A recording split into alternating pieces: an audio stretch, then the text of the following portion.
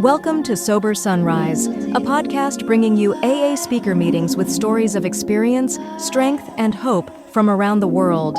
We bring you several new speakers weekly, so be sure to subscribe. We hope to always remain an ad-free podcast, so if you'd like to help us remain self-supporting, please visit our website at sober-sunrise.com.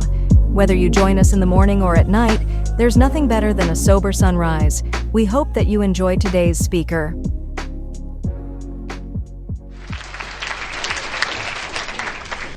Well, good morning, everyone. Good morning. My name is Don Coyas, and I'm an alcoholic.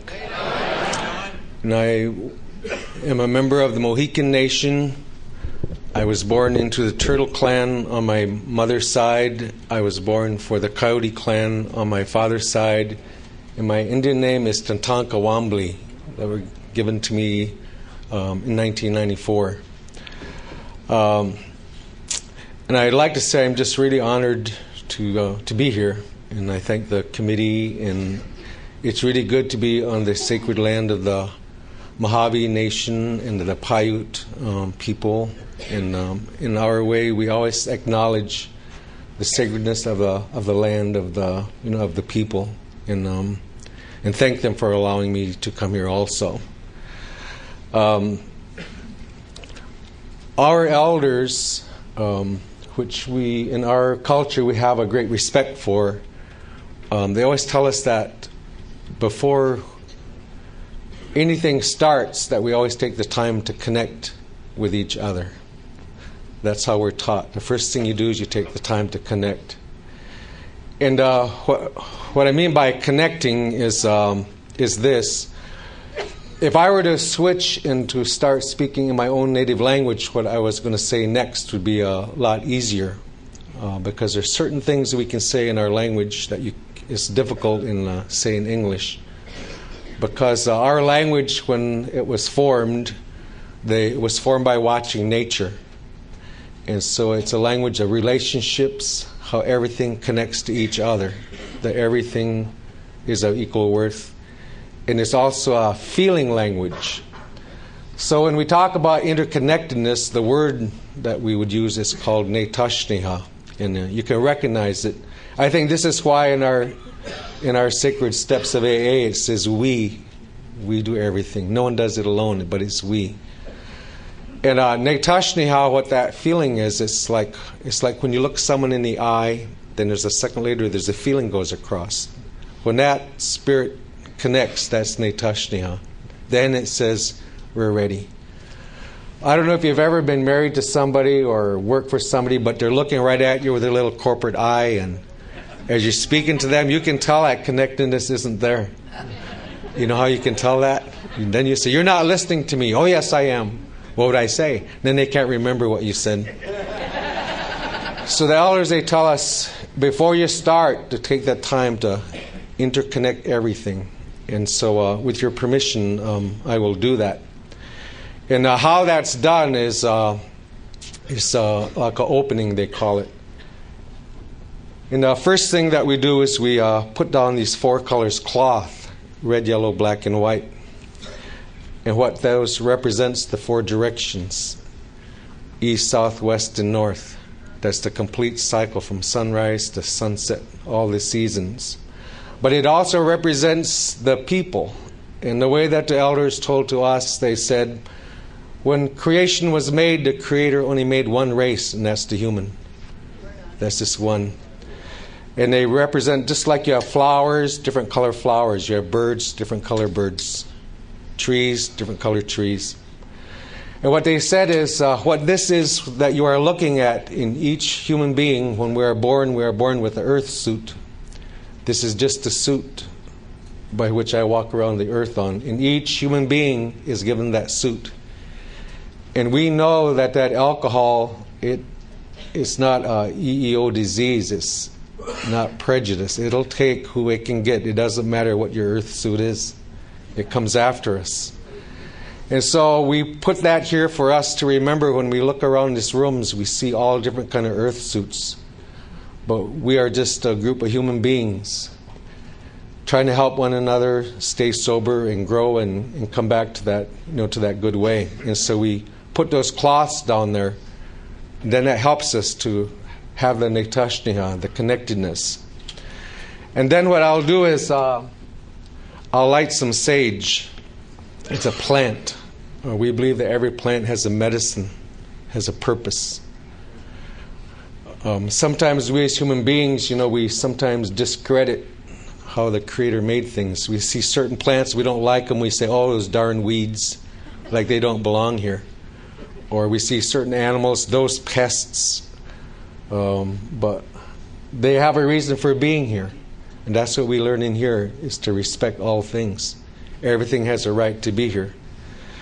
And so our sage, what we do is we light that, and it's how the medicine gets out of the plant is when you light it. Then the medicine that comes out. And what medicine is for purification, it's like removing negative. It helps that connectedness to take place really strong. It's a medicine that we use. And so I'll light some of this sage. And then what I will use to spread it around is this fan. It's from an eagle's wing. And this was given to us shortly after the white buffalo calf was born in Janesville, Wisconsin a few years ago. And the elders, they said that you share this fan. It was made when all the earth suits come together. The red, the yellow, the black, and the white. When the human being comes and sets down, they said, then you bring out the fan, because it's the people's fan. And so what I'll do is to light a little bit of this sage, then it turns into smoke. And that's how the medicine comes out. And then the medicine, it traps on the bottom of the wing. So as it comes in the smoke, it traps on there. And then you have the ability then to throw it. So it goes a great distance. And what it does is it helps with the interconnectedness of all things.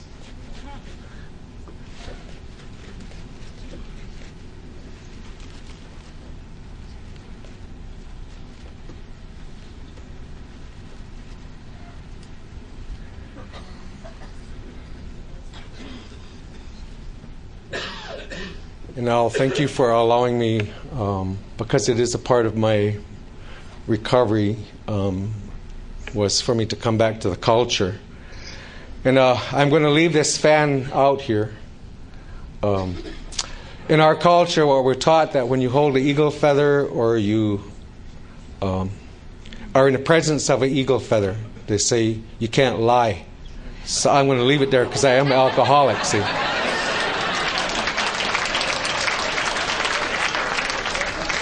So I'll just leave it there. And then the other thing is I'm going to offer Mr. Ed this tobacco. In our culture, when you are when you have elders there, what you need to do is ask them permission to speak. And so I offer this tobacco and ask for permission to speak. But that's the way we're taught to do it at home. And so I'll do that. And you taught me that whenever I do this, I'm just to share my experience, strength, and hope. And if I stick to that, I don't need to be afraid. That if I do that, then that's how I get through this. And so I will do that. I'll share my experience, strength, and hope, and I'll share what you taught me. It seems like most anything that I know that has of any value I got from you. Anything that works I've got from you. But maybe to talk what happened was I can maybe do that best by sharing a story. And it's a story I heard in these rooms. Because when I came into AA, the first meeting I found out where it was, and I didn't want to go in there. And so I located the building where it was, and it was at night, Monday night. I drove down there about the time the meeting started, and there was a slot for a car right in front of that meeting. All the other ones they were full up. And so I said, I'm going to drive around the block one time. I said, if that slot is open, then I'll go to that AA meeting. So I drove around there, and there were people coming and going, and sure enough, that darn slot was still there. So slowed really down, so I said, I'm going to go around one more time. Around that meeting, and I drove really slow as my res car would go, really slow. I drove around there, and darn if that place wasn't still there. And so I said, okay, one more, just one more.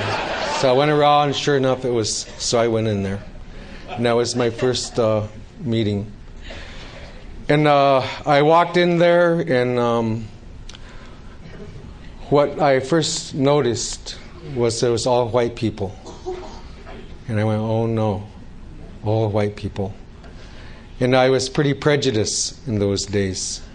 And so I went in there, and I just sat there and I judged everything. I just wanted to get out of there. But there was something I noticed when I left there. I didn't remember anything that was said. I only remember how it felt. There was just something, and even in my own mind, I didn't like it. I didn't like how you were telling on yourselves. I never told nobody nothing. When none of their business, you sit there and share, I thought, God, what's the matter with them? Talking out in the open like that. And the second thing I didn't like was your laughter. Just laugh like hell, and life wasn't funny for me. There was nothing funny, about that. But there was this feeling that I experienced there. And even though after that first meeting I went and I drank again, I never forgot that feeling that was going on in that meeting. And probably the best way I could describe what happened was to tell a story, and I heard it in these rooms, and I heard a man tell a story, and I really connected to it. I really understood the meaning behind this story, and he was talking about in this one city there was this arena, and in the city there was a boxing ring. And he was in that boxing ring in one corner, and in the other corner was the other boxer, and that was alcohol. And a lot of people were in that arena. They come there to watch. And so I connected to that right away. And when you're at a special event like that, they put a little ribbon on the front row, and they allow your family to come sit right in the front row so that they have a good view. That's always a special place that they get to sit. And that's what happened. My family come in, they sit right in that front row by that boxing match. And there was a lot of noise and popcorn and all that was being sold, and I felt pretty good. So as we got near the time to start it, the referee come out and it explained the rules to alcohol and explained the rules to me. And we both shook our heads. We agreed that we would know what these rules are. And so they rung the bell and we come out, and first couple of rounds it was all right. We just boxing around and ducking and punching a little bit, but it was no big deal. And everybody seemed to be pretty excited to look forward to what was going on there. But then maybe around 3 or 4, we're out there, and all of a sudden alcohol, it just seemed to get a lucky punch in, and it kind of surprised me. And I looked at the alcohol, and the alcohol said, that was just a lucky punch. He says, you can whip me. And inside I knew it was true. I knew I was strong. I knew I could whip him if I wanted to. And so the bell would ring, we go sit down, and then get out there, and pretty soon alcohol started hitting some more. And as that round went on, you started to notice a lot of people, they started to leave, because it was apparently kind of boring what was going on there. And each time the alcohol would punch, you'd say, hey, that was just a lucky punch. And I noticed a couple of times, it seemed from my point of view in that situation, the alcohol started to hit some low blows. And in the rules it says you can't do that. But the referee never said anything. And so as we got back on a couple more rounds, and pretty soon the alcohol it's really punching almost at will. It's really beating me up. And I looked around out at that arena during that break, and I noticed everybody had gone except my family. My family sat right there in that front row. They were watching what was going on. Went out there for another round, and the alcohol started just to really punch, really hurt. The bell would ring. I could barely make it back there. And I sit down there on that little chair. My son come up to me and he said, Dad, he says, Mom says, let's go. She says, get out of that arena. And I looked back at that 8-year-old boy and I said, you tell your mama just one more round. I says, you're going to watch. I'm going to do it. She says, you just tell her to watch. I'll make her proud. So that bell rang and we come out there again. This time alcohol was really fighting dirty, kicking, hitting. And I was right down on my knees, saved by that bell one more time. And I crawled back over in that corner. And I'm sitting there trying to figure this thing out. Then pretty soon my daughter, she come up, she tugged at my arm. And I looked at her and she says, Dad, she says, Mom says that if you don't go now, we're going to leave. We're not going to watch this anymore. I said, you just tell her one more round, just watch, because I'm going to do it. The bell rang and I went out there, and I don't think I'm really sure when they left. I wasn't watching for them. And by this time, the alcohol, it had me right down on my stomach, on my hands and knees. I could just see alcohol's tennis shoes kicking and telling me, you can beat me. And I was saying, I know I can. I know I can. It was a lucky punch. Then it hit me. All of a sudden I said, you know something? The alcohol is lying. I said, the alcohol is lying. So I don't even remember the bell or anything. All I know is I crawled out that arena on my stomach. And I crawled out of that arena. And I got off by myself and I started to heal, and I was thinking about things. You know, as I was out there for a while, then all of a sudden I was thinking about it. I said, you know something? I know a move that alcohol don't know about.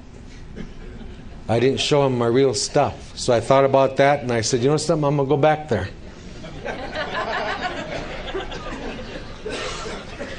And I walked in that arena, and the light was on, and the alcohol was standing in that corner with his arms around his ropes. And I looked at that alcohol, and I said, alcohol, I'm back.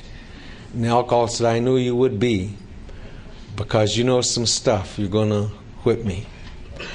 And so I said, that's what I'm going to do. So I jumped back in that arena, and it was a matter of seconds. That alcohol put me right down on my stomach again. And so I realized that what I knew, it didn't work. So I crawled out of my stomach again, all bruised from the alcohol, and I got out there, and I got thinking again about another move that I thought the alcohol wouldn't know about. And so back in the arena I went again. And I said, alcohol, I'm back. And it said, I know you would be back. I've been waiting for you.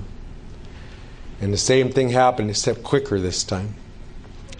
And so I crawled out that arena. The last time I looked at that alcohol's tennis shoes, I was able, as that big book says, to concede to my innermost self, to my insides, that I have this disease, alcoholism. And that was August 10th, 1978, that I left that arena and never have found it necessary to go back into that arena.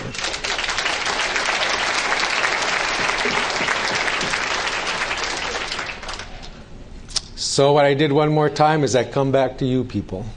And this time when I come back, I didn't come back to keep my family. They were gone. I didn't come back to keep my job because it was gone. I come back to you. I was thousands of dollars in debt. I was bankrupt. My family was gone. It was all gone. And when I came back this time, I didn't look at it as a white man's program. That had gone too. Alcohol. It was about alcohol, and I knew that you knew that. And I knew you knew some things that I didn't know. To die would have been easy. But, you know, it doesn't necessarily let you die. It keeps you alive, barely alive. And so when I came back into the program that last time, I didn't have any resistance. It was gone. I was absolutely willing to do what I needed to do, what you told me to do. And one of those things you told me to do was to get a sponsor. Now I was kind of watching this old man. I was up in Denver by then. They call him Big Frank. And he's an attorney. He was sober a long time, and he's a real alcoholic, Frank is. And he knows that big book quite well. And so when I asked him if he would be my sponsor, and he says, well, let's sit down and we'll talk about that. And so we sit down there, and he's kind of a sarcastic kind of a man, from my point of view at that time. He was a great big man. He's about 6'7". He's big, all scarred up. And he just sat there, he's sizing me up. You know, he had this way of looking at you with his squint eyes and nodding his head, his lips sticking out, you know, like. And he said, you know, he said, I've been here, he said, about 17 years. He said, I watch you Indians come in here all the time. You hang out. He said, you sit way in the back, you don't say nothing. He said, and all of a sudden you just disappear. He said, I don't know what there is about this program and you guys, but he said, most of you guys don't get it. He said, I don't think you got what it takes. And he was getting more sarcastic, you know. And, you know, you ever have, like, when you're a kid, have a little puppy and you don't know, but you tease that puppy, you rub it in the face, and then you rub it a little bit more, and then pretty soon you get it growling, you know. That's the way I felt he was doing to me. He's just rubbing it in my face and rubbing it in my face, you remember? And I remember I sat there and I just looked at him with my glaring eyes, and I thought, you know, you watch, you white son of a bitch, I'll show you. I said, I'll make it, you know. But I found out later on in his wisdom about the only thing that he had to work with that I had a lot of was anger. And it was hate. I didn't have compassion, love, caring. I didn't even feel anymore. By the time I come in, I was numb, paralyzed, kind of that way. And so that was kind of how it started. And he told me, he said, there's a couple of things, he said, I'll guarantee you. One, he says, I'll guarantee you my friendship.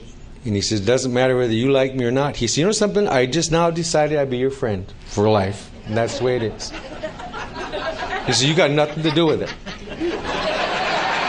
And he says, the second thing, he says, I'll give you some guidance. He says, there is a book here. And he said, I know you don't know anything about it. He said, but I know about that big book. And he said, the other thing I can give you is some hope. He said, because I'm sober 17 years. And he says, you little brown son of a bitch, you can't get 30 days. So he said, I know something that you don't. And he went on to say, he said, there are some things I am not. He said, I am not your taxi cab. Don't be asking me for rides. I ain't your banker. Don't ask me for money. I am not your hotel. You know, he said, you did all that stuff. You got to the bars and stuff, so don't be calling me for that.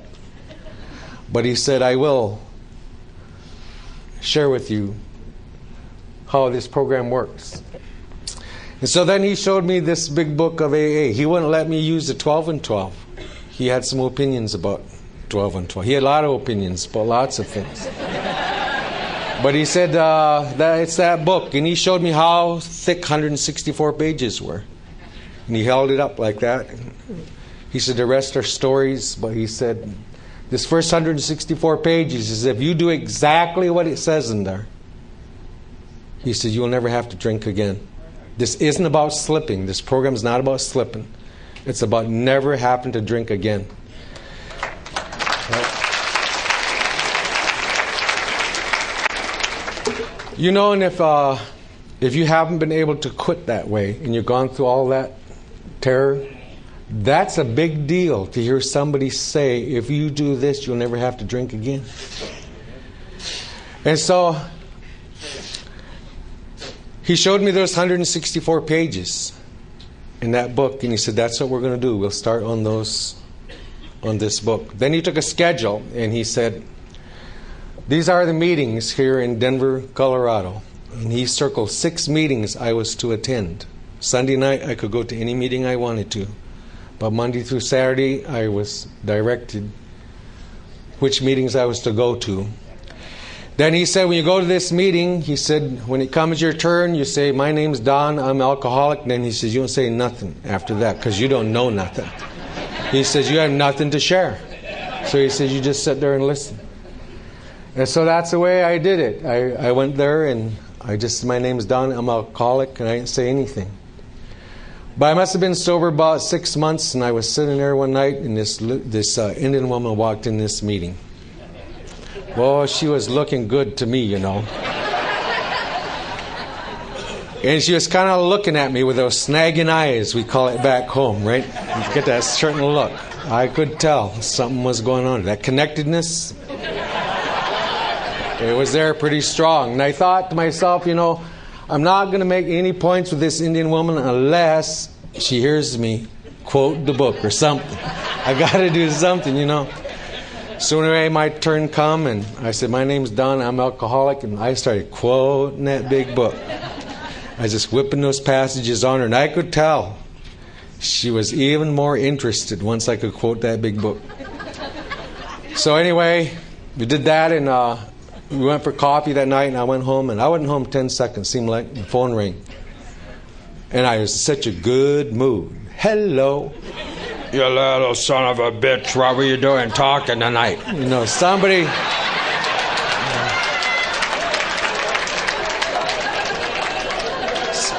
Sponsors are like the original internet, you know, they know everything. They're just camped out. So anyway, I got caught. But when we went to that big book, the first thing he did is he turned to those 12 proposals, those 12 steps. And he said, I want you to look at each of these 12 steps. And he said, I want you to answer 2 questions. He used to call it the step before the steps. And he said, these are the 2 questions you're to answer for each one of those 12 steps. He said, one is, he said, are you willing to go to any length? So you got to read step 1 and say, are you willing to go to any length? Don't worry about how to do it, but are you willing?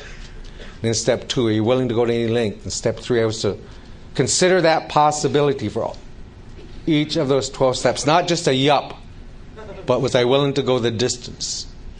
The second question he asked me, he says, do you want to do it? Do you want to work these 12 steps? Is this your road?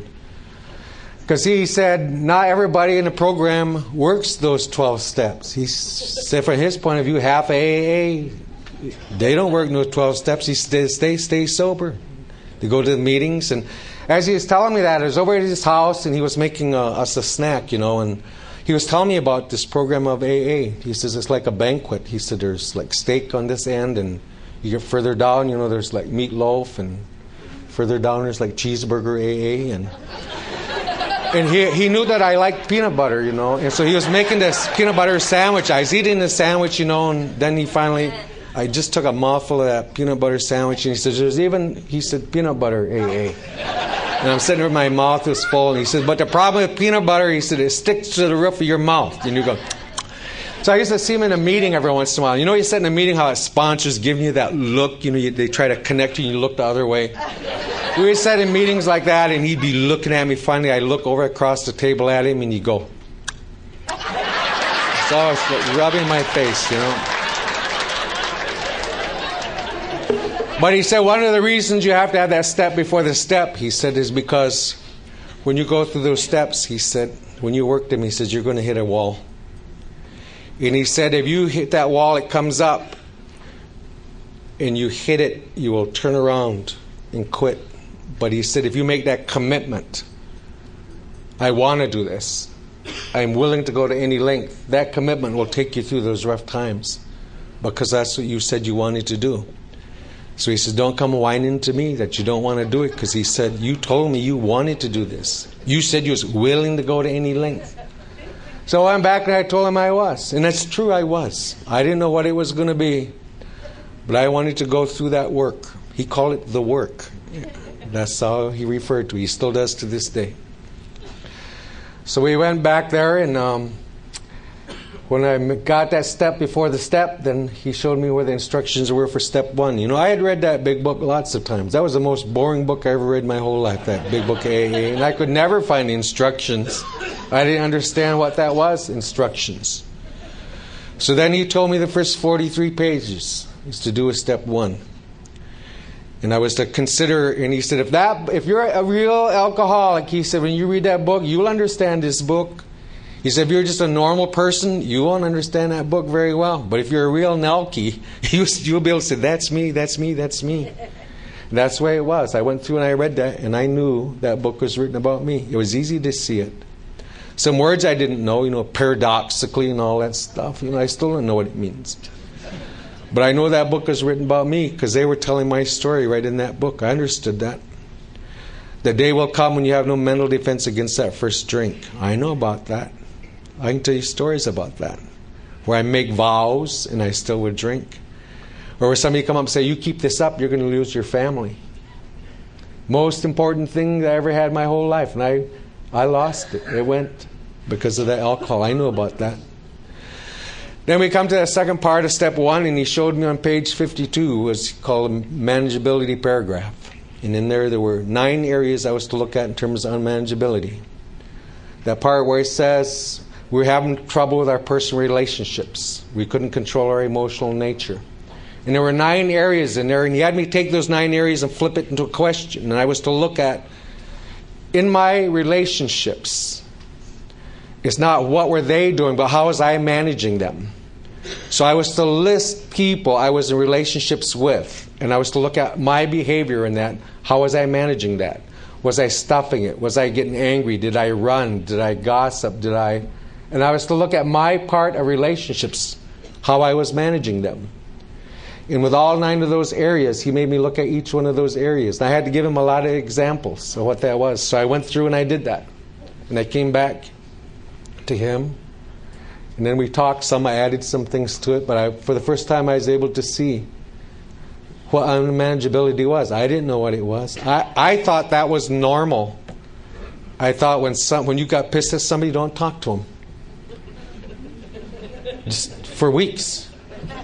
You have to share nothing. It's an Indian way or whatever, Whatever that stuff was. He always told me, he says, being Indian will get you drunk. He used to tell me. His name was always in my resentment inventory when he said that. But it took a while before I knew what he was saying. And so then we took those 9 areas, and he always explained to me that the steps are interconnected. They're not separate 12 things, but they're interconnected with each way. Then I took those 9 areas and I brought those to step 2.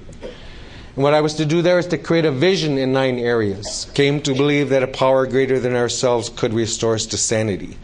So I had to look at sanity in personal relationships, emotional nature, making a living, full of fear. In all 9 of those areas. And so I made that vision in step 2, and he told me that vision that you write in step 2 will be your spiritual awakening in step 12. What you said in step 2, he said, if you want to know, having had a spiritual awakening, what it is, he said, look at your vision work that you do in step 2. And so I wrote that part in there. And he said, don't ask how is this going to happen or when. But he said most of step 2 is written out way beyond your belief system, out in the land of impossibility, out in the land of the extraordinary. And so I made that vision, and then I went over to his place, and we started to work on step 3. And he always believed that every sentence in the big book was an instruction. So when I told him I was ready for step 3, he would open up that big book, and he'd read every line, and then he asked me for experience on that line. So when he says that our lives are run on self-propulsion, he said, give me some experience that this is true for you. And so I had to go to each one of those.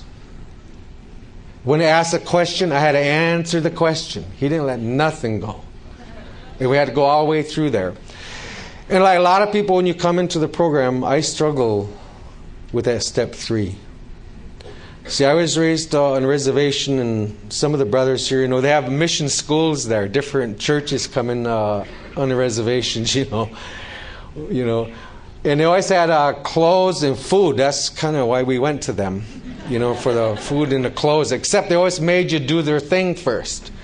So the Catholics would come in, and you had to learn to do all of this, and then pretty soon they'd go run out of funding or whatever, and then the Pentecostals would come up, and then you had to learn to do this. And so we had to do a lot of different things on a reservation like that. But what was always puzzling is the Catholics would leave, and the Pentecostals would come in and they'd say the Catholics are going to hell. And you go, whoa, am I glad the Pentecostals are here. Then they would leave, and the Baptists would come in and they'd say, no, they're both going to hell. we're the one. And you know, you're a little kid, you get this idea, you want to get to heaven or wherever this place is, and it's like you weren't sure, for sure, which one was it, you know. So I had some pretty tainted views of God. I didn't know about the Creator until I came here to you. That's where I really learned about it. Because, I mean, I like that story last night, one speaker, you know, he talked about mission school, you know, like when you're a little Indian kid, a nun is really, I mean, they got this, you know, robe on, and they got this, and they carry their arms, and they had little sticks, and you know, they were, you know, like spiritual terrorists, you know, on the reservation. They scared the crap out of you. And you know, they would be trying to get you to find God, and they'd say, you know, like, you ever been burned with a cigarette? And say, oh yeah. And they say, well, in hell, your whole body is going to burn, and you get blisters. You know, you have these visions of, you know, it scares the heck out of you. And they say, you ever been thirsty? There ain't no water in hell. Your body's going to blister, and you're going to never have water. Now, do you want to see God? And you go, you bet I do. But it was always like you had the flames of hell licking your ass. You know, you like, you know, going there for the wrong reason. But you know, today I know better, because that's, you know, all part of my prejudice to religion, that you had to help me take a look at it. But that's how it seemed to me. It wasn't until I came to you that I started to find it. So I had some of these in my mind. I had some of these things about turning your life over to the, you know, oh, are you sure you want to do this? But then one day I was in a meeting, and I was on that third step, because the way Frank told me, he said, when you go to a meeting, he said, the only problem you got in your whole life is the step you're on. If you're in step 1, I don't care what meeting you go to, you listen to it from point of view of step 1. If you're in step 11, you sit there from point of view of step 1. So wherever as I went through the steps, that's how I had to do it. So I was on step 3, so I listened from the point of view of step 3. And it was in there that I heard a version, a story that really helped me a lot. And this guy was sitting there, he was talking about step 3, and he said, you know, he said, there's 4 frogs sitting on a log in a pond. And he said, one of those frogs make a decision to jump in the water. So how many frogs are left on that log? I said 3. He said, no, 4. See, he said that frog was sitting there with the other frogs, but just decided when he makes that decision. He said, and the way this step works is, when you make that decision to turn your life and your will over to the care of the God, he said, and God makes you into an orange frog. He said, in AA you hear this, well, I took my will and I give it back, and I took it back and I give it away. And I took it and he said, that's not how it works. He says, it's a one-time deal. He said, when you turn your life over to the care of God, like that frog, he said, it makes an orange frog, and it's an orange frog forever. He says, so say you make that decision on Friday, and then Saturday you get all upset and you get really angry. He said, you're just a pissed off orange frog. That's all. They said, suppose Monday you go get drunk. He said, then you're a drunk orange frog. That's the way that is. And it works that way. And where my head was, I said, that's it. I want to be orange frog. So, of course, I went over to Frank. I didn't say, hey, Frank, I'm ready to be orange frog, because Frank was not quite that way. But anyway, we went over there, and we went through that line by line of all instructions in that third step. And when that was done, he said, are you ready? And so me and that old man, we got on our knees and each opened up that big book and held on hands. And he read that third step prayer, and then I read that third step prayer. And so when that was finished, I said, well, Frank, now what? And he said, I'm glad you asked. And he reached behind his chair and he pulled out a legal tablet with a pencil. And he says, let's see what that book says. It says, next we launched on a course of vigorous action. And so before I was writing there, I knew how to write resentment inventory, 5-column resentment inventory, 4-column fear inventory, and a 13-column sex inventory, the way that we did it. Because, you know, in the sex inventory, it says, where was I jealous, caused suspicion? Each one had to be a column, he says, so you can see the pattern. You separate it out, you can see it, especially the first inventory. And so that's the way I did. I wrote that inventory. And I remember I was writing inventory for a couple of months, and this thing came up around my sexual abuse. I was sexually abused when I was 9 and 10 by an uncle, and I never told anybody anything. And when it surfaced, I was sick. And when I saw all that stuff that come up with that, I stuffed that for a long, long, long time. And I went like nuts, and I drove my car. I don't remember driving over to Frank's place. I didn't go in the front door. I was just pounding on the glass window. Even when he opened up the door, I was still pounding. And I think that was the only time in the first 3 years I knew him he was ever kind to me. He invited me in, but he could see something was going on, so he let me stay there for that weekend, and I wrote inventory down there in his basement. And so when the inventory was finished, I knew it was good. He told me about the dark crannies. He said, no secrets. Everything has to be told. You cannot have any secrets. That's what that dark cranny is. He said, if you have those, he says, you'll get drunk. And so when the inventory was done, I knew it was done. And so I still couldn't get up enough courage to go tell anybody, because I knew I had to admit to myself, to another human being, and to the Creator, God, what was in there. And there were certain things I didn't know if I wanted to tell anybody about that sexual abuse. And what I wrote about it, what was in there, about the terror of it. Then later on, when I was older, I also used it for pleasure. I fantasized about it. It wasn't all painful. I couldn't think of ever telling anybody that parts of that abuse that took place. And it was my mother's most favorite brother. Everybody loved that young Indian guy, but he was molesting a lot of us, right from within our own clan. And I had stolen money. There were a lot of things that I had done I didn't want to tell. So I kept putting it off. I kept putting it off. One Friday in the afternoon, I started getting that feeling. You know that one like you get when you're going to go to the bar and your mind says you ain't going, but everything says you are going, how your wrists go, like they get like this, you know? You get that. And it was building up and it was coming on strong, and I knew what was going down. I had been to enough of your meetings to find out I was either going to fifth step or drink. And so I waited as long as I could, and I knew what I had to do. So I called Frank, and they'd just taken him to the hospital. He went home. So I called this other guy that I kind of trusted, and he went home. I called his third guy, and he was there. And you know, when you don't know, you know, that's kind of a personal thing there to see if you can get a fifth step going. I didn't really know this guy, but I used to listen to him in the meetings. I had respect for him. And I couldn't get myself to ask him, but he guessed it. He said, you want to do a fifth step, don't you? And I said, man, I do. He said, come on over. He said, I'll put on the coffee.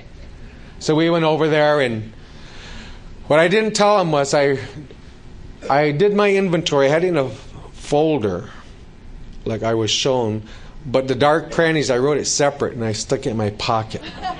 So I got over there, and I read everything that was in that folder. And when we were done, he said, you got everything? I said, yeah, boy, that was really rough, wasn't it? And so he was making some more coffee, and then he started to tell me just some about when he fifth stepped, his first one. Man, he had some juicy stuff in there that he was telling me, you know. And so finally, there was like this little voice inside that just said, for God's sakes, just be honest one time in your life. Just one time. Do it. And so I told him, I said, I have some more. Because I really thought to myself, you know, I thought, you know, if he tells on me, I'll tell on him. He told me some really juicy shit, you know. So I thought I had him. But I had no idea about freedom. I didn't know that he was free, and I wasn't. I was, you know, still in that mode. And so I took those documents, and I started to read everything. All the sick stuff, the sick sexual stuff, just the sick and money and things I stole and things I did, and I told everything. I read that, and I had a hard time first. And my stomach was just like sick. And he just he said, look, just do one more. He said, God loves you. God's crazy about you. Just do another one. And he just encouraged me as I went through each one of those. And so I did read it all. When that was finished, he said, you go back home, and he showed me the instructions in that big book, what he says to do when you get home. It says, first you thank God from the bottom of your heart that you know Him better. And then he showed me the promises of the fifth step. And he said, you claim those promises. Then he said, I'm going to sit here by my phone. You're to review those first 5 proposals to see did you leave out anything. And so I did. I reviewed those proposals like he said. And then when it was finished, I saw that in my resentment inventory and sex inventory and fear, I had my list of character defects for step 6 and 7. It's all interconnected. And so I took those character defects and I said that prayer. And I had some hard times at first when I first started 6 and 7 because it seemed like every time I tried it, it got worse. It didn't get better. And so I thought I must be doing something wrong. So then I go to meetings and talk, and it always seemed like once I do it again, it got worse, didn't get better. Then one day I was in this meeting, and I heard this story about step 6 and 7. This guy was talking about, he said, let's just say that you're going to bake a cake.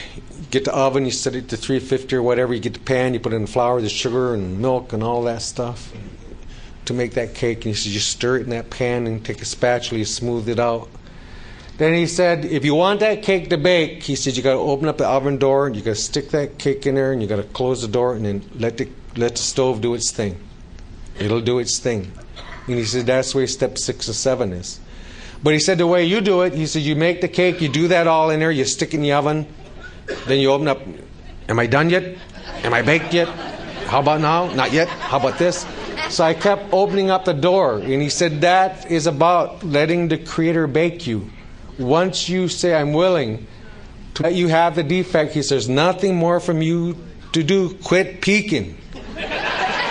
Just don't peek no more. Just leave it be. And actually he told me later on, he said that when that struggle starts, it means it's working. Because conflict precedes clarity. There's a principle in our medicinal teachings that talks about that. That there's a connectedness between the conflict and the clarity. But I didn't know that. And so I did step 6 and 7, then I got into steps 8 and 9. And again, from my inventory list, I had a list of people where I had to make my amends. And I had a lot of amends to make. My sponsor was a firm believer in making those amends in person. And he was a firm believer in writing those out. He circled every paragraph in that part where the amends are. And he says there's an introduction, there's the meat, and there's a closing. And you circle, and he showed me how to do that, how to make those amends. But I had to write them out because he said, you always change your mind. If it gets rough, you won't change it. So you got to write it out and let me see it. And that was really true. And so I started making those amends. So, oh, slick me. I made the amends in easy, medium, and hard. 3 columns. And I arranged them in an order. So I went and I tried 3, 4 easy amends. And, well, people are just cool. They're forgiving and loving. I thought, this is cool. This is nothing to it. So I went over, I picked a medium amend. I said, I'm going to try one of those. So when I made this amend, I wrote it out and everything. And I got done with the amend, and I was waiting for the hug, you know. And she said to me, she said, are you done? And I said, yes, I am. She said, well, that didn't have to shit, you did. She said, let me tell you what should really be in your amends. And then she went and she told me the rest of the stuff. So I got in a big argument with her. I says, and I told her to stuff it. And I come back, and Frank had said, he says, the first time he's ever had somebody had to make amends for an amend, like one of those. And it gets really humbling when you got to go back and everything she said, that was true. I had to put in there and admit that too. But I made it through the amends, and then eventually I got into step 10 and 11, the maintenance steps. And that was good. And it still is good today. But the way that I was sponsored, I go through the steps every year. Because Frank told me, he says, not everybody does. This is only the way I was sponsored. In the way that he was sponsored. He says, because in this program, he said it's about the ego. And he says the ego works on where you have your shit together. Right where you think you're just sweet and nice and hot and so kind and loving. Right there is where it's working. And he said, you go through those steps, he says, to find that out again. So I went through that, and I did that. And when I got to be 4 years sober, I say in a period of maybe 30 days, I hung around growing people in AA. When I hear somebody slip, I go take them for coffee to know why did you slip? I wanted to know everything. I watched that. The ones that I talked to, 25 of them that I talked to that slip had 5 years over sobriety, quit going to meetings. That's the one thing they had in common. So then I said, that's it. I'll never quit going to meetings. No matter what, I'll always go because I don't want to make that journey. And so I go through the steps every year. So 4 years sober. In a period of about 30 days, all of a sudden I went nuts. I felt I was just crazy, a basket case. I go to meetings. I hated meetings.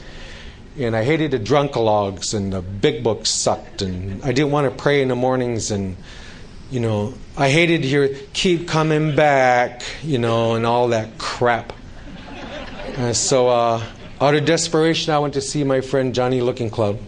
He was in the program too. And I went up to him, and he saw Sue. And I told him what was going on, and I was really scared because nothing was working. He said to me, how long are you sober now? I told him. Exactly, I told him. He said, oh, you're right where you're supposed to be. You're right on schedule. And when you're in it up to here, you don't want to hear, God doesn't give you more than you can handle. Yes, He does. God gives me more than I can handle. That's how I look at it. Or take it one day at a time. You take it one day at a time. This is a crisis, Live in the now. All that. But he explained to me, he said, about the cycle of life. And he said, every salmon, every bird, every tree goes through circles. Seasons, spring, summer, fall, winter. Everything goes that way. And he said, when you come into recovery, it's the same way. But he said, the human being, our circle is 4 years. He said, you come in, when that life force hits, it's like the sap flowing in an oak tree. And then you start to bud, and you start to get it. Then the second year you're in, it's a bud. It's when the leaves unfold, you kind of settle out. The third year is your harvest. That's that season you can do nothing wrong. It's not that you don't get flat tires, you do, but right in front of the gas station, like that. Then he said there comes that time when that tree has to lose all of its leaves. And when that happens, he said, that tree is saying, what the hell is happening to me? I'm not shaped how I was. I don't look how I am. And he said, every 4 years, the Creator takes your beliefs that you used to build, and He takes the meaning of them away. And what happens, you appear lost. He says, you shift into another circle, like an orbit.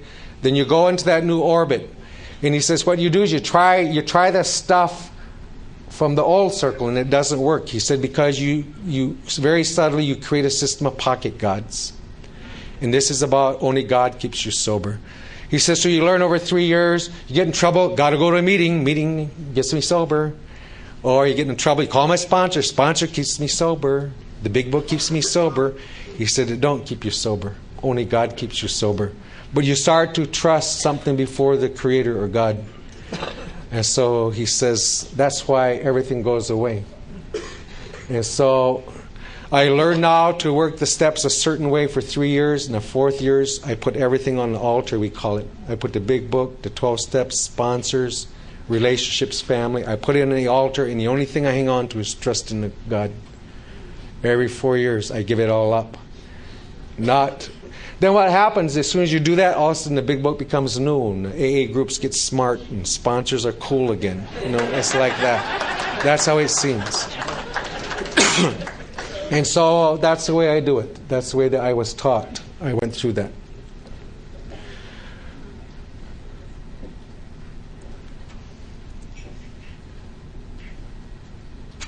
The part is sometimes it's hard for me to believe is maybe what it's like now. You come in and everything's gone. and you kind of see no hope of anything ever happening. So all I ever do is work steps. I just today I refer to those steps as being sacred. That's how I see them. When I was about 7 or 8 years sober, I think it was, I was still in my mind. By then I started to return to the culture, and I saw this as two paths. Just like the AA path and the Indian path. And so, because you go to AA, I wouldn't mention that. And you go here and you can't mention this, and so I took those 12 proposals to a group of elders, and I said, I need some clarity on something. I said, there's these 12 steps that I use. I said, but now how about the sweat, and how about the ceremonies, and how about all of the other things? And so they had me come into this circle, and they sat in a circle, and they opened up a door in the east part of the circle, and I walked in there, he smudged me, and they said, what is it you want to know? And so I held this eagle feather, and I explained to them. They said, tell me about those 12 steps. Explain them to us the best that you can. So I told them as best as I could what you taught me about those 12 steps. And when they got done, then they closed that circle. You walk out of there. Then they talk it over amongst themselves. That's how they do it. And you sit on the outside. You can listen, but you can't ask any questions. So I sit out there. And when they got done, they said to us, they said, those 12 things that you talked about, they said, that's not a white man's program. They said, that's exactly our program. And they said, that program is a natural order. They said, you can't jump around. They said, it's perfectly in natural order, the way that it is designed. They said, the only thing that we would recommend with those 12 steps is, they said, put them in a circle. Because everything is in a circle. And they said, you take steps 1, 2, 3, and you put them in the east part of the circle. That's like new day, new beginning. They said, that's the direction about finding the Creator. Then steps 4, 5, and 6 is in the south. And that's where you find yourself. You now know your strength and your weaknesses. You know who you are. 7, 8, 9, they said you put it in the west. When you make your amends, that's when you find your relatives. Matakwiyasi, the Sioux say, to all my relatives. That's where you make your amends.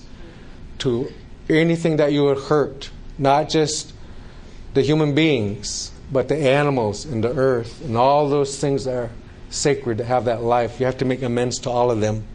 And when you are done with that, then you find your relations again. Then 10, 11, 12 in the north, they said that's the elders' wisdom. Now you can live through the wisdom you see of the elders. And so we took those steps and we put them in a circle. Then I went through this conflict in life again during one of the winter seasons, and I left this corporate and I formed a foundation called White Bison. And I was shortly, some of you may know, but a while ago, white buffalo calf was born in Janesville, Wisconsin. 16 generations they talked about someday this white buffalo calf will be born and it'll turn the 4 colors, turn white again. Then they said shortly afterwards, 3 more white buffalo calves will be born. And when that happens, we're going to enter into a healing time of the human. And so when that happened, then the elders, there was a vision. In this vision, there was this hoop formed in the sky, and 100 eagle feathers flew to this hoop. And I took to that vision to the Sioux elders. My Sioux brother and I, we know who that elder was. We went there to see more. And they asked me questions all day, and they said, you need to build that hoop. It means the mending of the hoop, the coming together time. And they said, when you get that hoop built, they said, build it in a sweat lodge and put a prayer for every feather that's attached to the hoop and wrap it in a ribbon, red, yellow, black, and white, all around that hoop. And then bring that hoop up by the white buffalo calf. And we took it up there. Then they said, you got to bring the spiritual elders from the 4 directions, black, red, yellow, white. So we brought over traditional black elders from Africa, Tibetan elders, white elders, elders from 27 different indigenous nations. And they did this ceremony, and they said, we're going to put into this hoop 4 powers, and then we're going to send this hoop on a journey. Wherever it goes, people of the 4 directions will come together and healing will start to occur. And so the first powers they put into this hoop was the powers to forgive the unforgivable. The second powers was the powers of unity. The third was healing powers. And the fourth was hope. And when that ceremony was done, we took that hoop out to the Onondaga Nation, and we went to, there are 32 tribal colleges throughout America. And we took this hoop there, and we started to talk about within our Indian nations to start a well-briety movement, not sobriety. Because when we consulted with the elders about this movement, they said, sobriety, there's a better word in our own language. So we had to go in our language and find this word, but the word didn't exist in English, so we had to mix two words to make it so. Because they said, supposing you're a jerk and you're drinking and you just quit drinking. You're sober. But they said there's a lot more to it than that. It isn't just not drinking. It's about healing. And it's about looking inside of a self. There's more to it than just not drinking. And so we called it a well-briety movement, and we went across the United States, and the Creator allowed us to make this program. Once the elders told us to put it in a circle, we called it the Medicine Wheel in 12 Steps. And we made a videotape of the Medicine Wheel in 12 Steps for men and for women. And as we went through Indian country, we started to recruit people who were in recovery in our native communities. We didn't care whether they were red, yellow, black, or white, two-spirited, one-spirited, it didn't matter. You were sober, we wanted you to help. And so we went and we called them fire starters. That has a great meaning. The fire starter very meticulously had a responsibility to keep the fire. And they started these circles of recovery using these medicine wheel in 12 steps. Only difference is they're in a circle, but we added to them the cycle of life and culture and ceremony. And we learned, the elders had us learn to do it differently. Not different, but to add our culture to us. So they taught us with every step there's a ceremony. There's even a ceremony before the ceremony. And so we go to the mountains and we do this. It's a ceremony, staking ceremony. It's about commitment to make that journey. The third step we take with the chanupa or the pipe. We do the fifth step in the sweat lodge. Then they taught us when step 6 and 7, you take tobacco, like I gave to this elder, kinnikinnick. And for every character defect, you put it in a tobacco tie and you tie it. Selfishness, judgmental, anger, impatience, envy, you put it in there. Then you go back into the sweat lodge and you have them sing the old songs, the sacred songs, the Sundance songs. And people come in there. And when you're in that sweat lodge, you take that tobacco tie one at a time and you put it on the grandfathers or the hot rocks. You ask the Creator to take my anger and you put it on that hot rock and it'll be there for a while and all of a sudden it'll go poof. It just bursts into flames. And then you do that with each of the character defects. So we were taught that it's not different, it's the same. That's the same way that we heal for thousands of years. It's not different.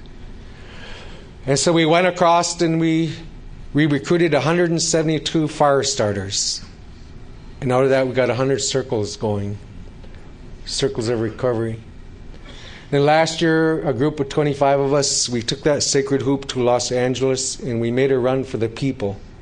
And we ran it from Los Angeles to Washington, D.C. We ran 4,294 miles in 109 days. And we camped wherever it was that we camped for the people. Not for ourselves. We made that run for the people. And who would ever think that a person coming into AA would be made the keeper of the sacred hoop? I didn't want it because I said, I know what goes on in here. I'm not ready for that. But they said, yeah, you are ready. That you have to be disciplined in certain things. So we made that run across the United States and we recruited more fire starter programs. We're making our third hoop run in June and July. 25 cities west of the Mississippi. That run will be dedicated to the healing of women and children. And it will be in that run we are going to make a major effort to get Al-Anon in our communities and to heal, because I believe that, in fact, nobody gives Al-Anon much credit for how many of us drunks come in here and got sober because of Al-Anon.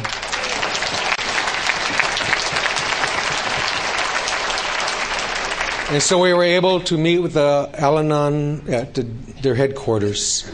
And they're going to cooperate and assist with us because we think that our part of our healing and to recover from this alcoholism, we need Al-Anon and Alateens, and we need AA. I know nothing is more effective than this program.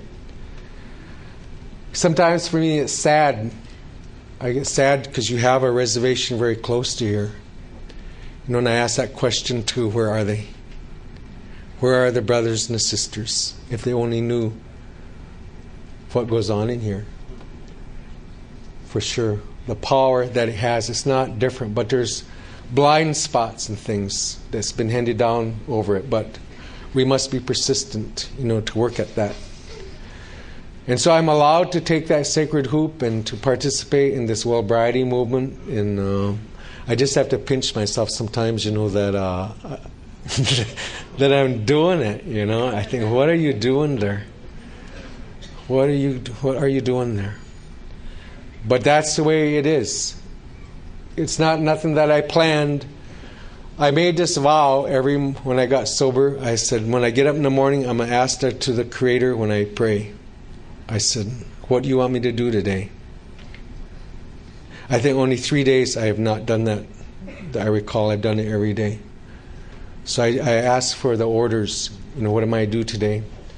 Then eventually, as I returned to the culture, I learned that they told me that when the sun rises, when it first comes up on the horizon like that, and it starts to rise until that sun gets to be a full circle, they say there's a window where prayers are really heard very strong. So now, even if I go back to sleep, I get up during that window to pray. Because there's powers going on there. The birds are waking up, flowers are singing, there's a whole bunch of things going on there. And they said, join nature. That's what nature. Then you'll wake up differently. So I make an attempt to do that every day, to get up in that time. So it's been quite a journey. It's not been perfect at all. But you didn't promise me that either. You told me that if I did certain things, go to meetings, work steps on a regular basis, service work, if I were to do those things, you told me I wouldn't have to drink again. So far, it's true. So far, everything that you told me is true. You didn't lie. I'm glad you didn't tell me it would be perfect, because it's not. But you told me I would have the tools. I like the greatest line I love and hate in the big book. It says, so basically we think our problems are of your own making. But in some ways it's the greatest line of hope, because what if it was true, it was of your making, and then you wouldn't heal it? Then I'd be waiting. So I have that opportunity to know I'm involved in that. So it's been an honor to be on this journey. I consider those 12 steps to be really sacred. I think that they're holy. That's how I look at it. If it wouldn't disrupt a meeting, I think what I would do is I would stand up every time they're read. I think they're that sacred, but I don't like to disrupt anything. But that's how I feel like doing it. Like when an elder walks in, you want to stand up out of respect. That's the respect I have for this program. So I'll just close with this. In my own tribe, one time I went back there and I was drunk. And they got me and they said, we want you to leave here and we don't want you to ever come back. They said, you get out of here. We don't want you around here. And I left. I came to you and I was in worse shape. And I came to you, and what you said, no matter what I did, you said, keep coming back. You invited me back. So not that I would ever have to, but if I would ever have to make a choice between my own tribe and you, I would choose you. I wouldn't. How come? Because you said, keep coming back, and you meant it. You weren't kidding.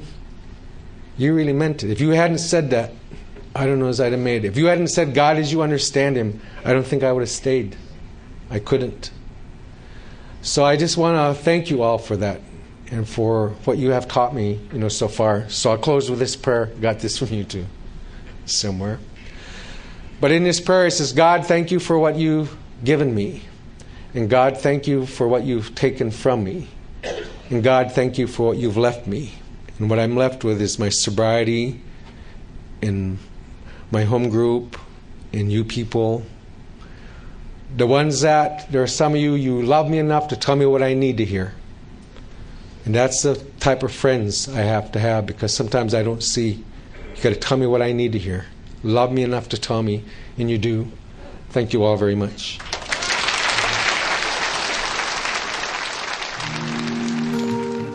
Thank you for listening to Sober Sunrise. If you enjoyed today's episode, please give it a thumbs up, as it will help share the message. Until next time, have a great day.